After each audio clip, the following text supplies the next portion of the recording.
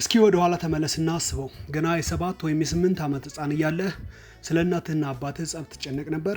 እናትህ ስታለቅስ አይተህ እንባዋን የምታብስላት አንተ ነበርክ? ወይስ ቤተሰብ ውስጥ ያለውን የገንዘብ ችግር ከትልልቅ ሰዎች እኩል የምታውቅና የሚያሳስብህ ቁም ነገረኛ ህፃን? ሰዎች ይህ ልጅ እኮ ገና በልጅነቱ አዋቂ ነው እያሉ አሞግሰው ይሆናል።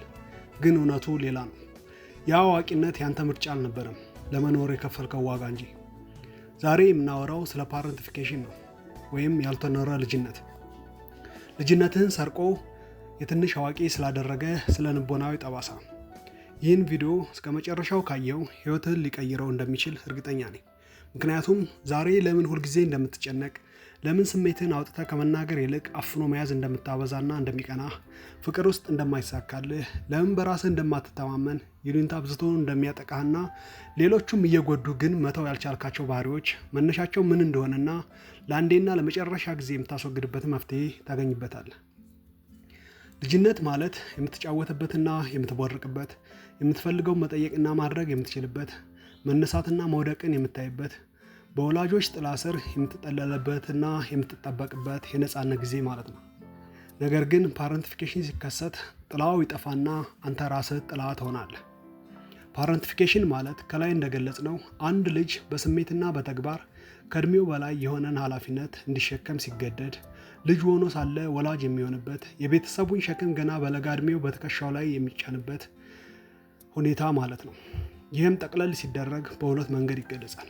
አንደኛው ተግባራዊ ፓረንቲፊኬሽን። ይህ ማለት አካላዊ የስራ ጫና መብዛት ሲሆን ገና በልጅነት እድሜ የቤት ኪራይ እንዴት እንደሚከፈል መጨነቅ፣ ምግብ ማብሰል፣ ታናናሽ ወንድምና እህቶችን እንደ አባት ወይም እናት ሆኖ ማሳደግ፣ ህፃን ሆኖ ገና ፊደል ሳይቆጥር ነገ ምን እንበላለን ብሎ እንዲያስብ ሲገደድ የቤተሰብ አስተዳዳሪ ሲሆን ማለት ነው። ሁለተኛው ስሜታዊ ፓረንቲፊኬሽን ይባላል። ይህኛው በጣም አስከፊውና አደገኛው ሁኔታ ነው። ከባድ የሚያደርገውም ወላጆች የራሳቸውን የፍቅር ህይወት ችግር፣ የገንዘብ ጭንቀትና የስሜት መረበሽ ልጁ ላይ ሲዘረግፉት፣ ልጅ የወላጆች አማካሪ ሲሆን፣ አስታራቂና አይዞሽ ባይ የወላጆች ወላጅ ሲሆን ማለት ነው። ለምንና እንዴት ይከሰታል? ይህ የሚሆነው ወላጆች ሆን ብለው ልጃቸውን መጉዳት ፈልገው አይደለም፣ ይልቁንም በእነዚህ ምክንያቶች ነው።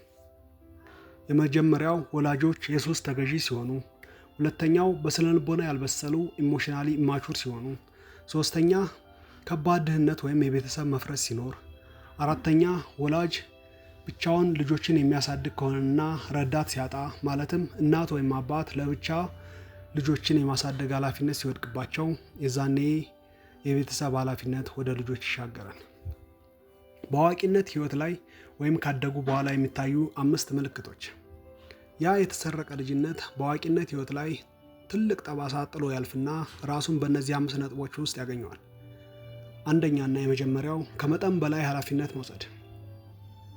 በስራ ቦታም ሆነ በግንኙነት እኔ ካልሰራሁት ይበላሻል ብሎ ማሰብ። ሁለተኛ እርዳታ መጠየቅ አለመቻል። እኔ ሁልጊዜ ረጅ እንጂ ተረጂ አይደለሁም የሚል ጠንካራ ግን የተሳሳተ አቋም መያዝ። ሶስተኛ የማያባራ የጥፋተኝነት ስሜት። ሌሎችን መርዳት ካልቻልክ ወይም ለራስህ ጊዜ ከወሰድክ የሚሰማ ከባድ ጸጸት መኖር። አራተኛ ጭንብል መልበስ። ለሰው ሁሉ ደስተኛና ጠንካራ ትመስላለህ፣ ግን ማንም በሌለበት ለብቻ ስትሆን ሁሌ ሀዘን ላይ ነህ፣ ምክንያቱም ድክመትህን ማሳየት ሽንፈት መስሎ ይታያል። አምስተኛ የውስጥ ባዶነት። እኔ ማን ነኝ?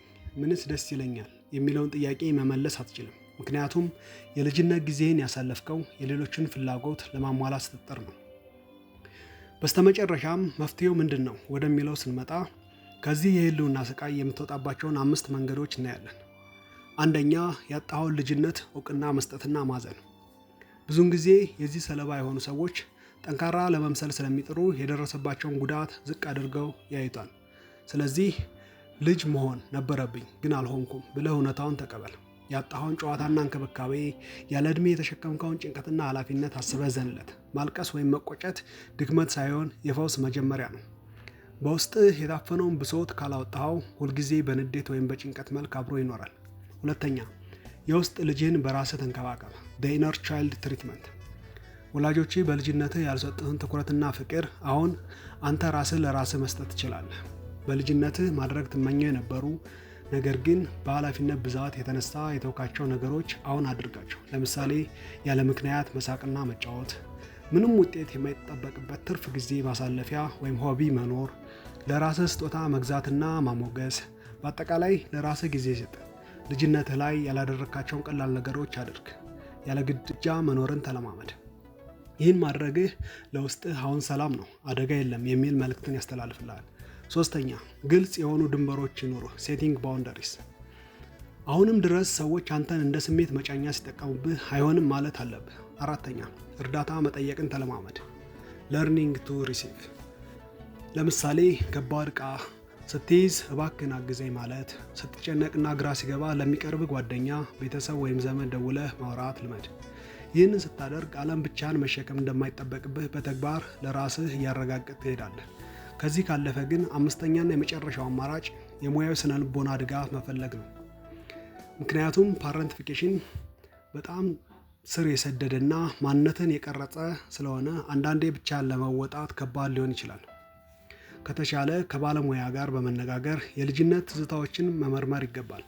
ባለሙያው አዳኝ መሆን አባዜን ሴቨር ኮምፕሌክስ እንድታቆም ሳይንሳዊ መንገዶችን ያሳያል። እንግዲህ ፓረንቲፊኬሽን ወይም የተሰረቀ ልጅነት ምልክቶችና መውጫ መንገዶቹ እነኚህን ይመስላሉ። ይህ ታሪክ የእናንተን ህይወት ይገልጻል? የትኛው ነጥብ ላይ ራሳችሁን አገኛችሁት? በኮሜንት አጋሩኝ። ቪዲዮን ከወደዳችሁት ላይክ እና ለቻናሉ አዲስ ከሆናችሁ ደግሞ ሰብስክራይብ በማድረግ የቤተሰባችን አባል ይሁኑ። ስላዳመጣችሁኝ ከልብ አመሰግናለሁ። በሚቀጥለው ቪዲዮ እስከምንገናኝ ያቆየን።